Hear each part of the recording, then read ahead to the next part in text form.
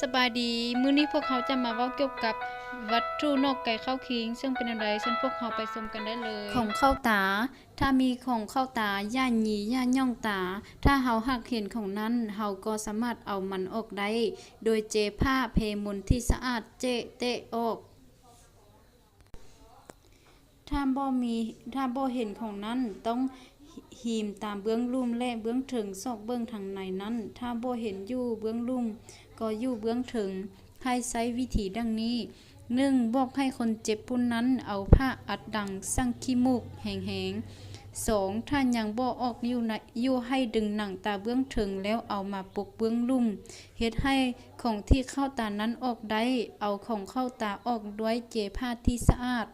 ถ้าของเข้าตายังติดอยู่ให้เอาน้ำยอดใส่ตาแล้วพับตามืนตาเพื่อให้ของนั้นออกถ้ายังบ่ออกมันเข้าฝั่งในตาฉะนั้นอย่าพยายามเอาออกให้ยอดตาหรือตาไปตาใส่ตาแล้วปกตาด้วยผ้าเสและนำส่งของหมอของเข้าดังถ้าแม่นแก้นหรือเม็ดเข้าหูดังมันจะดูดความซุ่มแล้วจะตึงขึ้นพยายามเอาออกก่อนที่มันจะตึงเบ่งหรือไข้ถ้าเป็นแมงไม้มันจะออกเอง1บอกให้คนเจ็บสั่งขี้มูกค่อยๆแห้งๆเป็นบาดๆเอานิ้วมืออัดหูดังเบื้องดีไว้พร้อม2พยายามเฮ็ดให้เราจำด้วยมากพริกไทยให้ดมหรือเอาของอ่อนๆแย่หูดังกวนให้จำแล้วจะออกได้3ถ้าหากยังเอาออกบ่ได้ด้วย2วิธีถึงนี้แล้วให้ซอกบ่อนแจ้งสว่างหรือใช้ไฟใส่ส่องเบิ่งบอกให้คนเจ็บแหงหน้าแหงนหน้าขึ้นเฮาจะเห็นแก้นหรือแมงไม้อยู่ในหูดังแล้วให้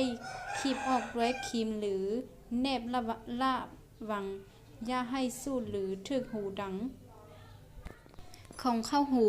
1อย่าเอาน้ำยอดใส่หูเพราะจะเฮ็ดให้แก้นหรือเม็ดที่เข้าหูตึงหรือไข้2ให้เงี่ยงหูเบื้องที่ของ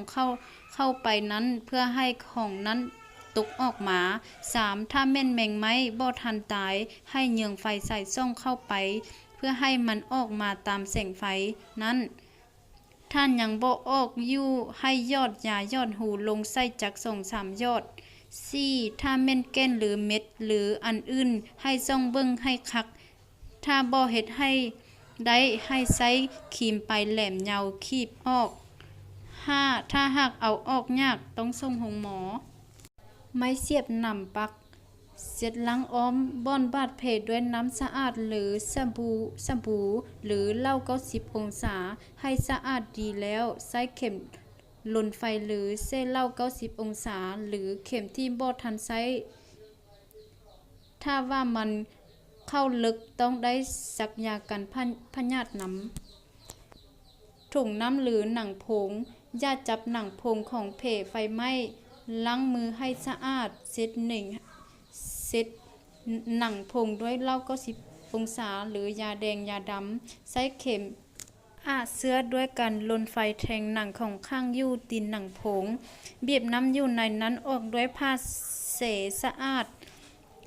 ทาด้วยยาแดงหรือยาดำถ้าหนังผงใหญ่ต้องได้เอาผ้าเสปกปิดได้ไว้ในการอธิบายเกี่ยวกับวัตถุนอกไก่เข้าขีมาฮอดนี้อาจจะสิ้นสุดลงถ้ามีข้อใดผิดพลาดก็ขอโทษขออภัยด้วยขอขอบใจ